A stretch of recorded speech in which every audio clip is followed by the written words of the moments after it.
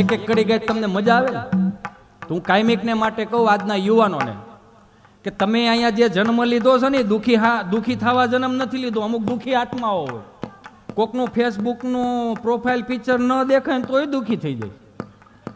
ઇન્સ્ટામાં blog, ફેસબુકમાં blog, વોટ્સઅપમાં blog, છેલ્લે તો ગૂગલ પે માં બ્લોગ. એવા મિત્રોને કહું, તમે જે ગમના સોંગ સાંભળો છો ને એની કરતા નારાયણ સ્વામી, કાનદાસ બાપુ, લક્ષ્મણ બારોટજીને સાંભળો, ભીખુદાનજીને સાંભળો, લાખણસિંહ બાપાને સાંભળો, જાદુ બાપા ગઢડાવાળાને સાંભળો, આપણે ચલાળાનું રતન કહી શકાય કાનજી બુટા બારોટ એને સાંભળો.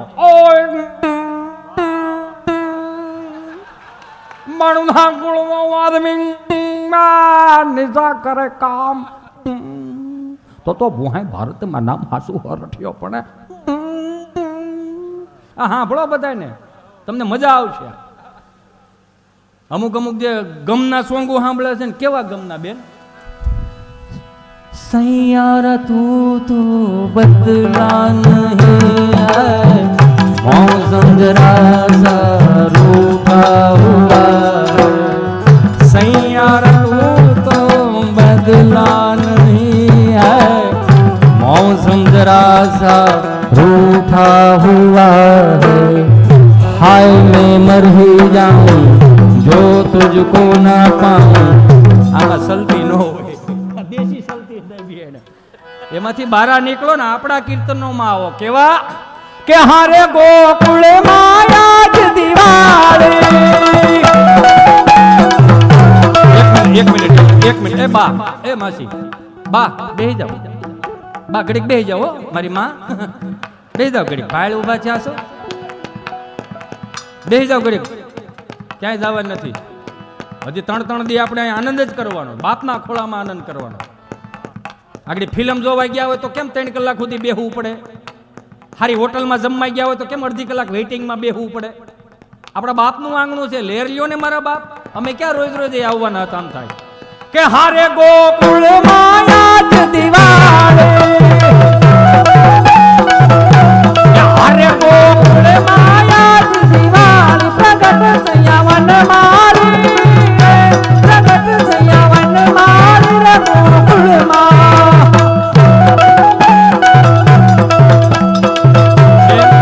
અમારા આ ભાઈ ઉસ્તાદ રહ્યો ને, ઓમ એટલો સરળ અને સહજ વ્યક્તિ છે ને કે હું કદાચ કડી ભૂલી ગયો ને તો બોલી તબલામાં મને સમજાવે. હું કાયમિકને માટે કહું, વૈષ્ણવ સંપ્રદાયના કીર્તનો ક્યારેક સાંભળો, જે ધર્મને માનતો હોય એના કીર્તનો ભજનો સાંભળો, પણ ખાસ વૈષ્ણવ સંપ્રદાયના પુષ્ટિ માર્ગીય કીર્તનો સાંભળો, કેમ કે એની અંદર 36 રાગ રાગણી આવી જાય ને તોય તમારું મન શાંત થઈ જાય. એટલે મને એને કીર્તન યાદ કરાવ્યું. કઈ રીતે? મને આવડતું નથી પણ તમારા ચરણોમાં હું આજ મજા કરવા આવ્યો છું. એટલે એ પડાવે પ્રીત કરું છું પેલી રે વાલે મારે, યા ભોળાવાનામાં પેલીને દિવસ ઘણા થયા રે.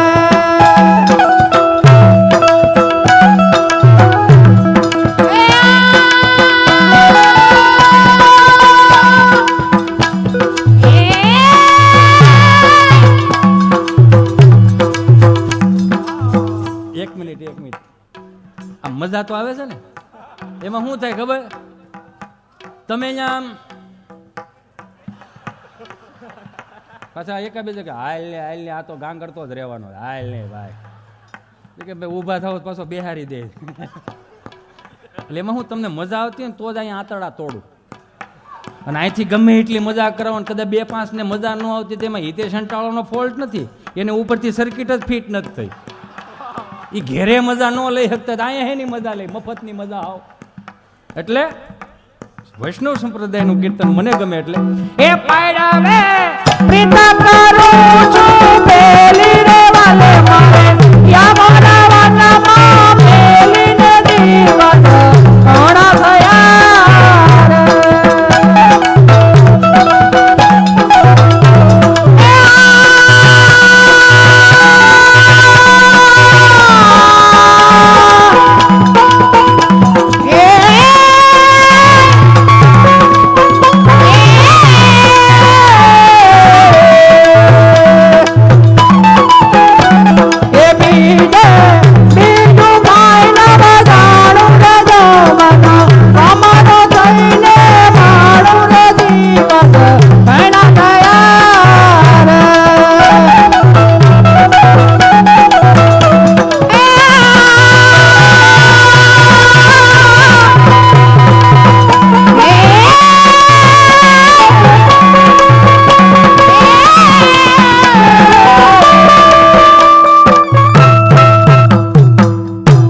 નકર આ ઢાઢી લીલામ બોલાવે એવા થાય.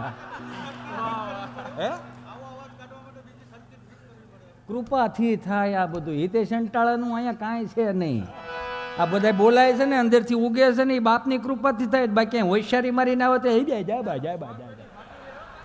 હે બેનની ફરમાય છે ફરીથી હું ત્યાં લઈ લઉં.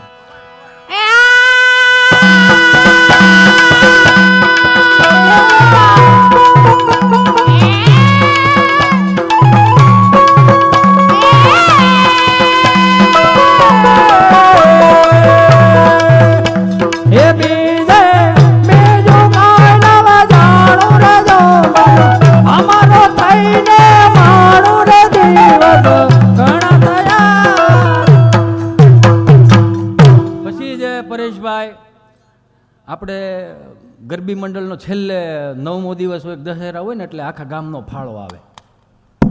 પછી સરપંચ આવે. સરપંચ એવા હો તાજા સરપંચ થયા હોય ને એનો હરખ બહુ હોય.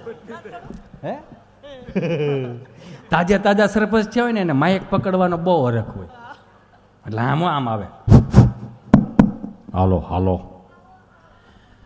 ભાઈ અહીંયા આખું ગામ બેઠું છો અને તમે મને આ વર્ષે જે તમે મને સરપંચ બનાવ્યો એ બદલ આપ સર્વનો હું ખૂબ ખૂબ આભારી છું. પણ હું તમને બધાને બાહેધરી આપું છું. એક સુંદર મજાનો અહીંયા બોલ આવ્યો છે.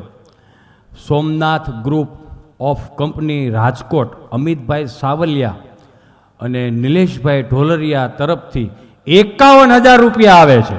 બરાબર, અંબે માત કી જય, હોજરામ બાપા કી જય. આવા બોલ બોલવામાં આવે. પછી આખા બોલ બોલાઈ જાય ને પછી કે કોઈ ગામ ચિંતા કરતા નહીં. હું તમને બાહેધરી આપું છું કે આ પહેલે વર્ષે પહેલી નવરાત્રિમાં જે કાંઈ પણ ફાળો આવ્યો છે એવો જ 5 વર્ષનો નવરાત્રિનો ફાળો હું મારી એકની પાસે જ રાખીશ. તમને જવાબદારી આપું છું. એમાં એક બેનના ઘરવાળા હતા ને ધામમાં ગયા એટલે આખા સરપંચ ને ઉપસરપંચ ને બધાય આખું ગામ ભેગું થઈ ગયું. અને બેનનો વલોપાત એવો હતો, તમે મને એકલી મૂકીને કેમ ચાલે કે મારું શું. આમાં શિવરંજની વગાડો તો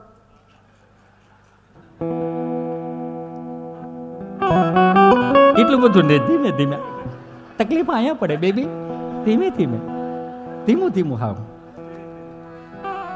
આવા ગાંડા નથી કાઢ્યા એટલે કહું. પણ તમે મને એકલી મૂકીને કેમ ચાલા ગયા.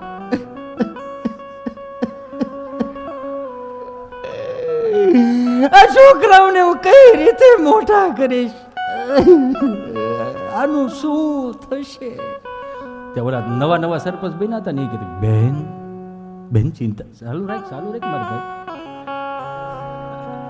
બેન ચિંતા કરમાં, બેન તારો ભાઈ બેઠો છે, બેન ચિંતા કરમાં. તારા દીકરા દીકરીને મારા ભાણિયા અને ભાણકી તરીકે હું મોટા કરીશ બેન. એને ભણાવી દઈશ, નોકરીએ ચડાવી દઈશ અને સારામાં સારો લગ્નોત્સવ કરી દઈશ. બેન ચિંતા કરમાં, તારો ભાઈ બેઠો છે. તે બેને પાછું બીજું પડ્યું, પણ ભાઈ એનો મને વાંધો નથી, પણ આને મને 2 પ્રોમિસ આપેલા. 2 પ્રોમિસ. એને મને એમ કીધેલું હું તને કોનો મનાલી લઈ જઈશ. પછી કે મને 4 ધામની યાત્રાએ લઈ જઈશ. હવે બધું શું થશે. સરપંચ કીધું બેન ચિંતા કરમાં, આપણે બેન ભાઈ 4 ધામની યાત્રાએ જાઓ. ભાઈ બે નાઈન પછી ફરીથી પાછા આપણે ગામડે આવશું. બેન ચિંતા કરમાં, તારો ભાઈ બેઠો છે. 4 ધામની યાત્રાએ હું તને લઈ જાય મારી બેન. તે એ વિષય ઉપર મૂકીને બીજા વિષય ઉપર ગયા. પણ એનો કઈ વાંધો નથી ભાઈ, પણ આના ખીચામાંથી ડાયરી નીકળી 40 લાખનું દેણું છે. એનું હું મારે કરું. ત્યાં તો સરપંચ બોલ્યો, એ ભાઈ આખું ગામ બેઠું ખોકતો બોલો ભાઈ, કઈ બધી જવાબદારી હું લઉં ભાઈ. હજી તો એકેય સરકારમાંથી ગ્રાન્ટ હાથમાં નથી આવી ને ભાઈ, તમે લોહી પીતા અધરો અધર આ બધું કરું. એક ખોકતો બોલો ભાઈ. તું બોલ લે ભાઈ, અત્યારે વાળાની ડિમાન્ડ છે.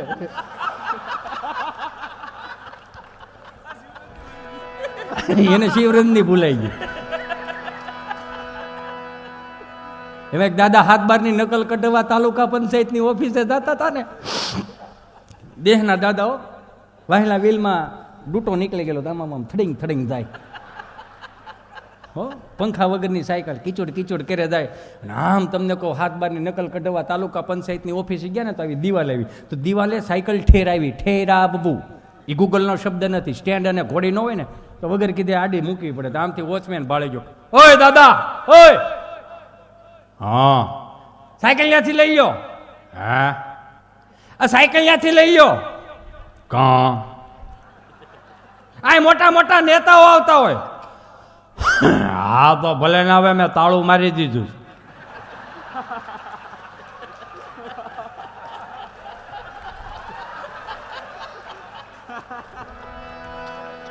એટલે કહેવાનો મારો ભાવ, આપણે ગામડામાં જ છે, હજી મહાનગરમાં જવાનું બાકી છે. આપણે એમાં શું વાંધો? એટલે આવા બોલ બોલવામાં આવતા. એક પરેશભાઈ, આપણે ત્યાં આપણે કેટલા ભાગશાળી છીએ, આપણે કેવી સનાતન સંસ્કૃતિ ઉજળી છે. આ 400 રૂપિયાના ફિલ્મવાળાના જમાના નહોતા ને, તેથી આપણા દેશના વ્યાસોએ, ભવાઈ મંડળે કેટલાય રાજાઓને ઉજળા કરીને મારીને તમારી સુધી પોગાડ્યા છે. સાહેબ, આ દેશના વ્યાસોને એક વખત જોરદાર તાળીઓથી વધાવો. એની એક બેનની જે બેને મને ફરમાઈશ આપી એટલે ઝલક લેવી છે. એ ભલા મોરી રામા, ભલા મોરી રામા, ભલા મોરી રામા, ભલા મોરી રામા.